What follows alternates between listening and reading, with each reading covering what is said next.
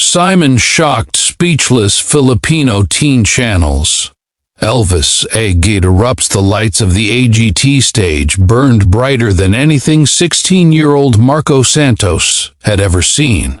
His hands trembled slightly as he stepped into the center, clutching the vintage silver microphone head borrowed from his grandfather, an old Elvis fan, who used to say, "Music isn't just sound, Anik.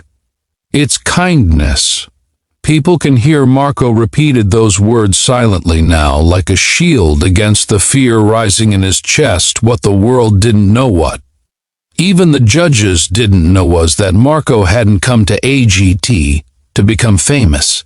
Had come because he owed someone a promise built from kindness, grief, and hope. Backstage, a few months earlier, Marco had been singing in the Manila hospital lobby during volunteer hours, his soft Elvis covers easing the nerves of patients.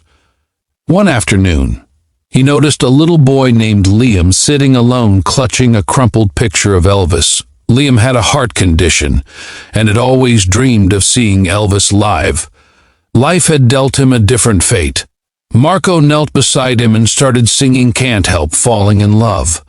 Liam smiled for the first time in days. A friendship formed instantly, built on music warmth and the simple joy of being seen. One evening, when Liam's condition worsened, he whispered to Marco, "If you ever sing on a big stage, sing for people like me so they feel brave too." Marco promised, never imagining that the promise would be the last conversation they shared. And now here he was on the world's biggest stage, heart-pounding, promise glowing like a flame inside him. When Simon Cowell looked up from the judge's desk, Marco felt the weight of that gaze. "What's your dream?" Simon asked. Marco swallowed hard to remind people they're not alone. He said softly. The audience leaned in. Something about the boy, his sincerity, his quiet strength made the entire theater. Still, the music started, a single guitar note, then another. Marco opened his mouth, and it was as if Elvis himself stepped onto that stage through. His voice was warm, golden, timeless. The crowd gasped. It wasn't an impersonation. It was a connection. A bridge of pure emotion stretching from him to every person listening. His tone lifted, the room soared, deep, carrying both nostalgia and something beautifully new. Simon froze. Not a word, not a blink, just shock, pure, unfiltered. The audience rose within seconds. Cheers burst like fireworks across the theater. But Marco didn't let it distract him as he reached the final verse. He closed his eyes and pictured Liam, small, fragile, hopeful, swinging his feet on the edge of that hospital chair. Something inside Marco shifted. He wasn't singing for applause anymore. He was singing to keep a promise. Suddenly, an unexpected wave of emotion tightened his throat. But instead of breaking his voice, it fueled it. The last note rang brilliantly through the air, soft, yet powerful enough to hush the entire room, and then the eruption began. People screamed. Some cried. Heidi covered her mouth in shock. Howie leaned forward as if trying to understand how such a massive voice came out of such a gentle boy. Sophia wiped away a tear. But Simon was still speechless. Seconds ticked by. Marco stood frozen, unsure if silence was good or bad. Finally, Simon exhaled, leaned in, and said quietly, "You didn't just sing. You gave something." His voice, unsteady, carried a depth rarely heard from him. There was kindness in every second. "I don't know who taught you that, but they must have been extraordinary."